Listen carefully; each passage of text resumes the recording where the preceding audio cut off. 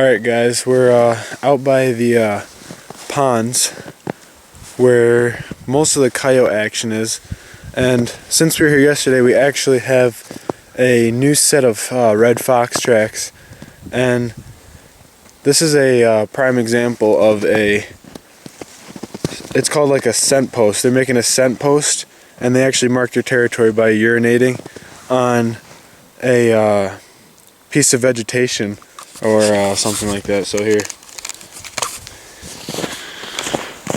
see, there's you could tell there's urine right there, and here's the vegetation sticking out. There's not much around here, and he kind of marked his territory, but there's the fox tracks. Alright, so we're going to set a trap where we saw the fox tracks and see if we could get them tonight. Alright, we got to our trapping spot, just crossing some creeks over here, and I'm gonna go up to these ponds over here and set our set for the fox. There's actually a coyote moving through the area too, so maybe we'll get him.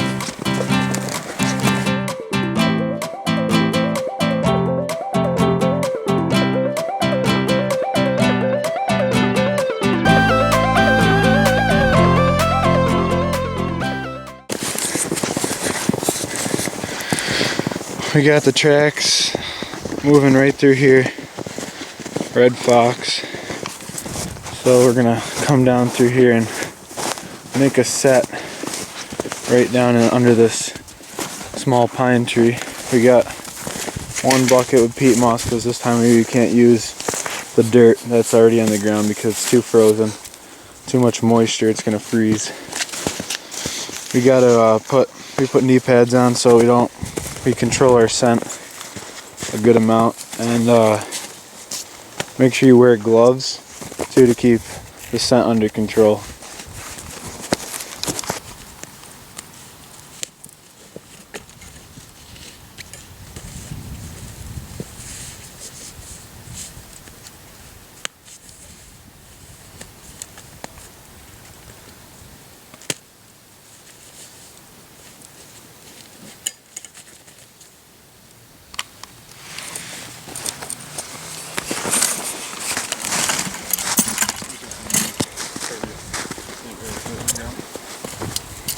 We use an MB550.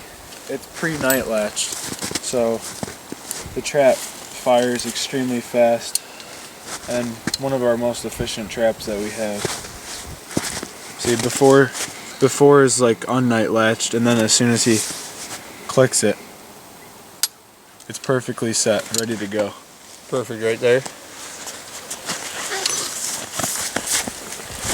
Now we're going to bed this in the ground with our 18-inch disposable stake.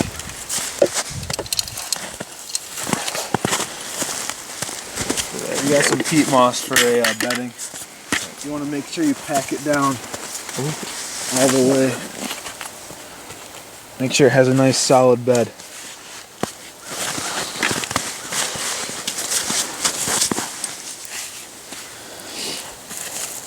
We're just using a regular T-bar stake because we lost our good driver.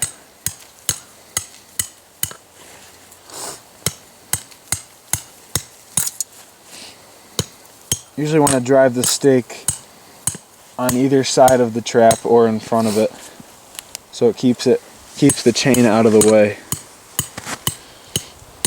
And I actually put these two sticks right here to make it look natural, but it keeps the animal from moving in from this angle, so he has to come in. It funnels it to this point over here, so that means he's going to come right into the angle of our trap.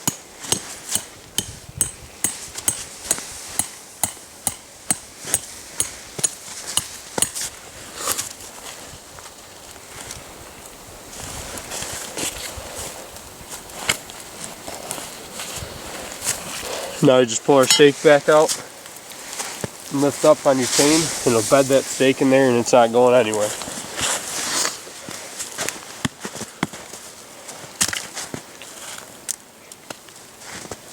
could dig a little bit of a trench to put the chain in there. Right in there. Get it in there. And then get some more peat moss. Peat moss just keeps it from freezing. Holds the moisture out. Either peat moss or wax dirt. Wax dirt is just a more expensive route, but peat moss is pretty cheap.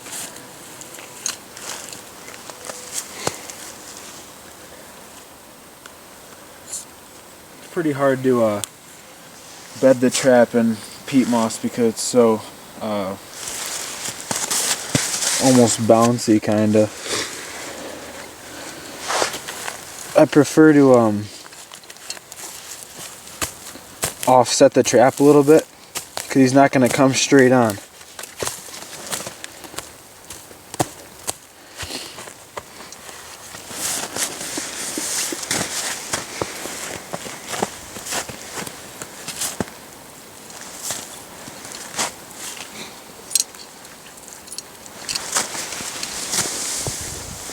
See, it's offset, it's not in the middle.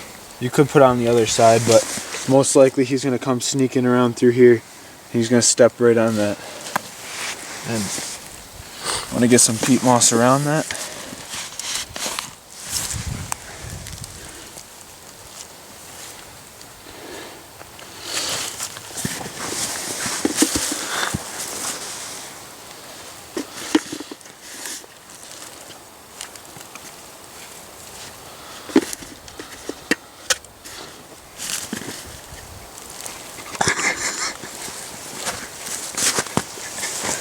What you're going to do is you're going to bed the trap in there so it doesn't move or wiggle.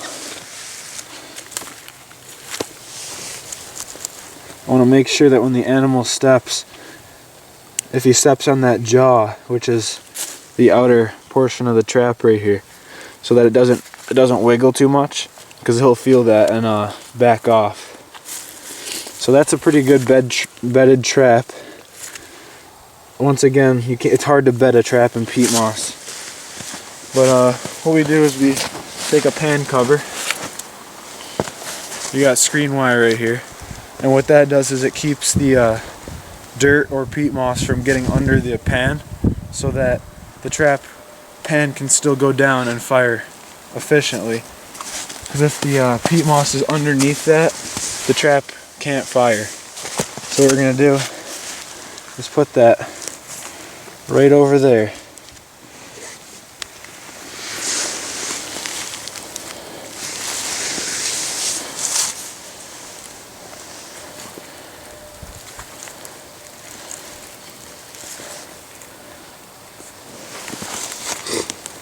Alright. And it gives it a bigger surface area for the animal to step on. But if it doesn't step right in the pan, you might get a toe catch or something like that.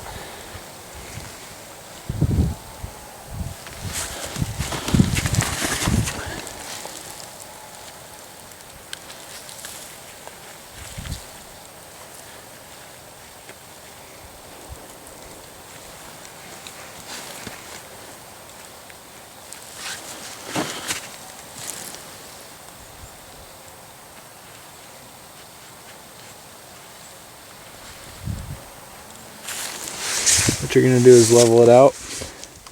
You want the pan to be a low point, or just like a regular flat surface, so that the animal doesn't feel like there's something there. He doesn't want to. You don't want to feel any movement. And you don't want much. You don't want much peat moss over the pan of the trap, so that it could fire. When the animal steps on, you want it to fire right off. What we're gonna do is, this is called a dirt hole set. So you're gonna take about for a coyote or a fox, it's gonna differentiate between about 6 inches from where the trap is to the hole. So what we did is we're making a hole right there, and we're gonna put the bait in there. and he's gonna want to try to dig it out. So the deeper the hole, the more you're gonna make him work the set, and better chance of him stepping on your trap. And we use Predators Plus, RK's Predators Plus. It's a bobcat based bait. Has a good smell to it, so the predators tend to like that. You just take a stick, swab some of that Predators Plus, and we use sheep's wool because it gives it a good presentation of the animal. Kind of looks like a rabbit fur or some other dead animal in the hole, and it holds the bait really well. Kind of weatherproofs the bait. And he's going to stick that down in the hole there. And the animal's going to smell that. He's going to want to come. But we're also, for a red fox urine is a good lure to use almost, because what animals do is they mark their territory. And any animal coming through this area is going to smell this animal that marked their territory here. So you're going to be pretty generous with the amount that you put on there.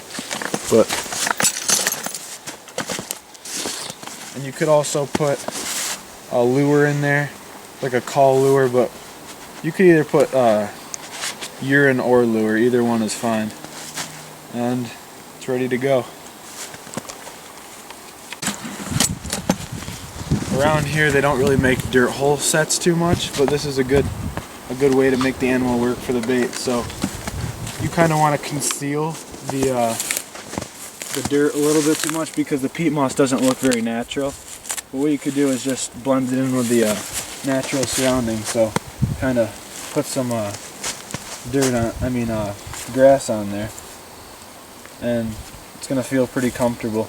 But you could also put a stick there, and that's gonna make him wanna put his foot in a different place.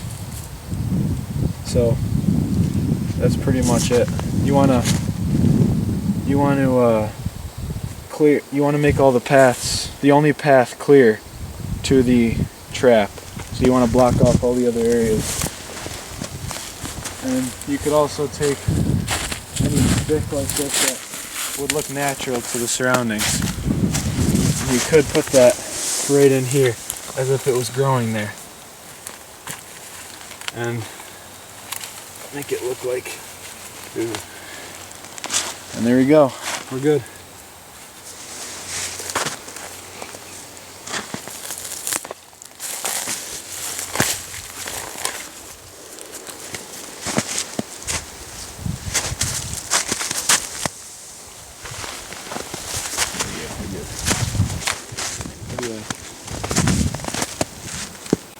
Alright, we just set the fox trap, as you can see right there, and we just actually set a trail camera up too, see what footage we get on there, and we're gonna head back, check the traps tomorrow morning. Hopefully we get some luck.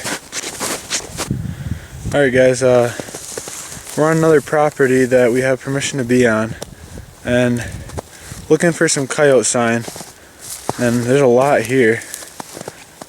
Check out some of the tracks. The whole pond is covered, absolutely covered in tracks, all the way out to the middle, all coyote tracks. So we're probably gonna make a set down over the edge of this pond here. Probably gonna be able to get one because there's a lot of movement out here. Perfect location. We got our spot all picked out for the trap. A lot of coyotes here, have a good run going. See all the coyote tracks here. And you got all that up there, there's all coyote tracks up on the ice. That's where we were before. We're gonna set right up under this briar patch. Set it on this side so that they come in from there.